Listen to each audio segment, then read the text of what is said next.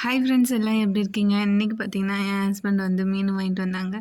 என்னென்னு பார்த்தீங்கன்னா கனவாவும் அப்புறம் வந்து எறாவும் வாங்கிட்டு வந்தாங்க. நம்ம ஃபஸ்ட்டு எறாவை பார்த்துலாம். எறா பார்த்திங்கன்னா ஃப்ரெண்ட்ஸ் ரொம்ப குட்டி குட்டி சைஸு.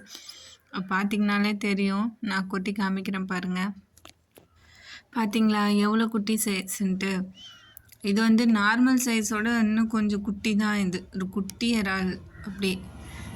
ஆனால் நல்லா தான் இருந்துச்சு. இது வந்து பார்த்திங்கன்னா இந்த இறாலோட விரல் வந்து பார்த்திங்கன்னா 200 தான் இந்த இறால். ஆனால் நல்லா இந்த மாதிரி வந்து இது பண்ணிங்கன்னா தொக்கு வைக்கிறதுக்கு குழம்புலாம் வச்சா நல்லாயிருக்கும், சூப்பராக இருக்கும். இது இருக்கட்டும். நம்ம வந்து கனவா பார்க்கலாம். அடுத்தது கனவா வாங்குறப்போ கொஞ்சம் வேஸ்ட் பேக் எடுத்துகிட்டு போங்க. அது நீங்கள் எப்படி தான் கவரில் போட்டு பேக்கில் எடுத்துகிட்டு போனாலும் இதை பார்த்திங்களா பிளாக் ஆகிடும். ஏன்னா கனவா வந்து பார்க்குறதுக்கு ஃபுல்லாக வாங்குறப்போ நம்ம பிளாக்காக தான் இருக்கும். அது எப்படினாலுமே அப்படி தான் இருக்கும். நம்ம க்ளீன் பண்ணிவிட்டு எடுத்தோம்னா சூப்பராக இருக்கும்.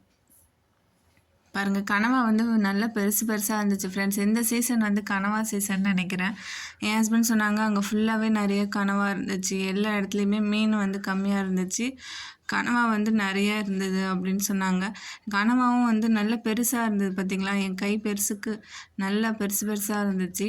நான் இது எல்லாத்தையுமே உங்களுக்கு வாஷ் பண்ணி மறுபடியும் காமிக்கிறேன். கனவாவில் வந்து அதிகமாக வேஸ்டேஜ் ஆகாது ஃப்ரெண்ட்ஸ். இது வந்து நம்ம அந்த உள்ளே இருக்கிற அந்த இது மட்டும் எடுத்துட்டோம்னா மேலே இருக்கிற தோல் உரித்து எடுத்துடுவோம். அப்போ வந்து கனவாவில் வந்து அதிகமாக வேஸ்ட் ஆகாது. ஆனால் இறால் பார்த்திங்கன்னா வந்து கொஞ்சம் தொலும்பு வந்து நிறையா இருக்கிற மாதிரி இருக்கும் நம்ம ஆஞ்சு எடுத்துட்டோம்னா. இது வந்து 1 கிலோ வந்து 150ன்னு சொன்னாங்க. ஆனால் இது எத்தனை கிலோன்னு எனக்கு தெரியல, சரியாக எனக்கு கேட்கல. எப்படியும் ஒரு 1.5 கிலோ இருக்கும்னு நினைக்கிறேன் கனவா. இது நான் அப்புறமேட்டா இது ரெண்டுத்தையும் எனக்கு க்ளீன் பண்ணுறதுக்கு வந்து 2 hours ஆச்சு. என் ஹஸ்பண்ட் வந்து கொஞ்சம் ஹெல்ப் பண்ணாங்க. இல்லைன்னா அவ்வளோதான், இன்றைக்கி ஃபுல்லாக உட்காந்து ஆஞ்சிட்டே இருந்திருப்பேன் நான். பார்த்திங்களா க்ளீன் பண்ணதுக்கப்புறம் எவ்வளோ அழகாக இருக்குன்ட்டு. சூப்பராக இருக்குல்ல?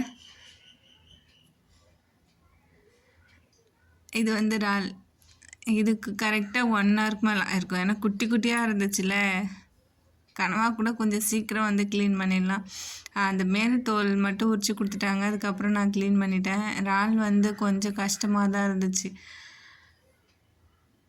இங்கே பாருங்கள், இந்த கனவா வந்து தொக்கு வச்சுட்டு இறால் வந்து பிரியாணி செஞ்சுட்டேன். கனவா நாளைக்கு தான் தொக்கு. இப்போ இந்த வீடியோ உங்களுக்கு பிடிச்சிருந்தா லைக் பண்ணுங்கள்.